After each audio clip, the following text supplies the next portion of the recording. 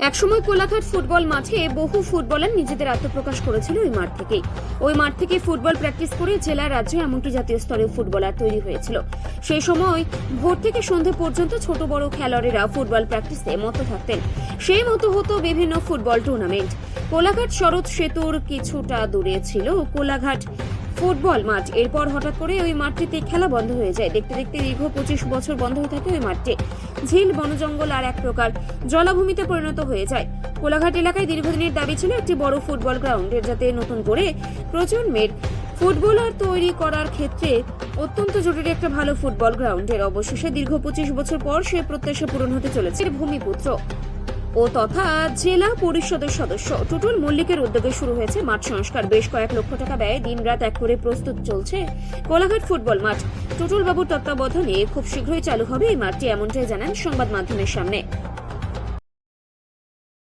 দীর্ঘ 25 বছর খেলার মাঠ বন্ধ এবং অকেজ হয়ে পড়েছিল, তারপর আপনি উদ্যোগ নিয়েছেন, কি বলবেন সব মিলিয়ে, কি লক্ষ্য আপনার? দেখুন, এই যে মাঠ, এই মাঠে আমরা খেলাধুলা করি, আমাদের বাচ্চা অবস্থায় আমরা খেলাধুলা করি। খেলাধুলা করার পর আমরা বিভিন্ন জায়গায় টুর্নামেন্ট খেলি, ন্যাশনাল লেভেলে ফুটবল খেলি, কলকাতা মাঠ খেলি। এবং এই মাঠে সুব্রত ভট্টাচার্য, মহিদুল ইসলাম, তরুণদের এরকম বড় প্লেয়ার বহু খেলে গেছে। বহু বড় বড় টুর্নামেন্ট এই মাঠে হয়েছে। কিন্তু মাঠটা দীর্ঘ 25 বছর জলে ডুবেছিল, জল বেরোতো না। এখানে রেল থেকে টেন্ডার করে ঝিল করা হয়েছিল, ঝিলের ফলে মাঠে সবসময় জল জমে থাকতো। তো আমরা বিশেষ করে আমি জেলা পরিষদের মেম্বার হওয়ার পর আমি চিন্তাভাবনা করি, মাঠ এলাকায় বন্ধ নেই, মানুষের চলাফেরার জায়গা নেই, বাচ্চাদের খেলার কোনো জায়গা নেই। আর বাচ্চাদেরকে যদি মাঠমুখো না করতে পারি তাহলে সমাজের ভয়াবহ ক্ষতি। তাই নিজস্ব চিন্তাভাবনা সবাইকে নিয়ে, সঙ্গী সাথীকে নিয়ে মাঠটা 25 বছর পর সংস্কারের উদ্যোগ নিয়ে সংস্কার হচ্ছে।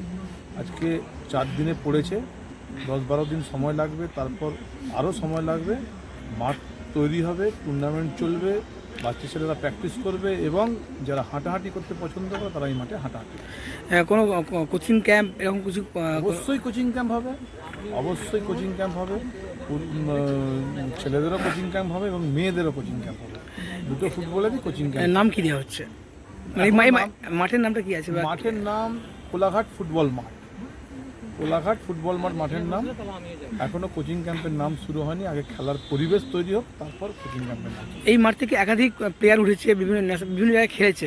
এবার কি আশা করছেন এখান থেকে আবার নতুন নতুন প্রতিভা উঠে আসবে? অবশ্যই অবশ্যই নতুন নতুন প্লেয়ার হবে, ইন্ডিয়া টিমে খেলবে। দেখুন, এখন যে সবথেকে বড় কথা, পশ্চিমবঙ্গে যে খেলার পরিবেশটা তৈরি করেছে মাননীয় মুখ্যমন্ত্রী। সন্তোষ ট্রফিতে বাংলা চ্যাম্পিয়ন হয়েছে 16 বছর পর। চ্যাম্পিয়ন হওয়াতে প্রতিটা প্লেয়ারকে চাকরি দিয়েছে।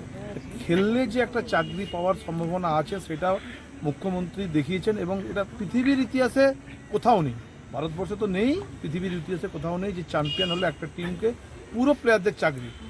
তো যখন এই চাকরিটা দিয়েছে, আশা করি এই রীতিটা চলবে, ফলে খেলোয়াড়দের জীবনে একটা আশা এসছে, তারা ভালো খেলতে পারলে, তারা চ্যাম্পিয়ন হতে পারলে তাদের জীবনে একটা চাকরি তারা পাবে, তাদের জীবন গড়ার একটা সুযোগ পাবে। আনুমানিক ব্যয় কত আপনি নিজের যে উদ্যোগে করছেন? ব্যয়ের তো হিসাব হয়নি, হিসাব করে কোনো কাজ করলে প্রথমেই কাজ আটকে যাবে। কাজ চলছে। জেলা পরিষদের মেম্বার, আমার বিশিষ্ট সমাজসেবী আমার বন্ধু লালটু মাইতি আছে, এছাড়াও অনেকে, ইন্দা আছে, যে দীর্ঘ সময় মাঠের মধ্যে সময় দিয়ে মাঠটা তৈরি করার জন্য চেষ্টা করছে। এছাড়া আমার বন্ধু রাজীব ফাজিব, সবাই আছে। তো ব্যয় হিসাব করে কোনোদিন এগোলে কোনো কাজ হবে না। কাজ চলছে, সেটা সম্পন্ন হবে।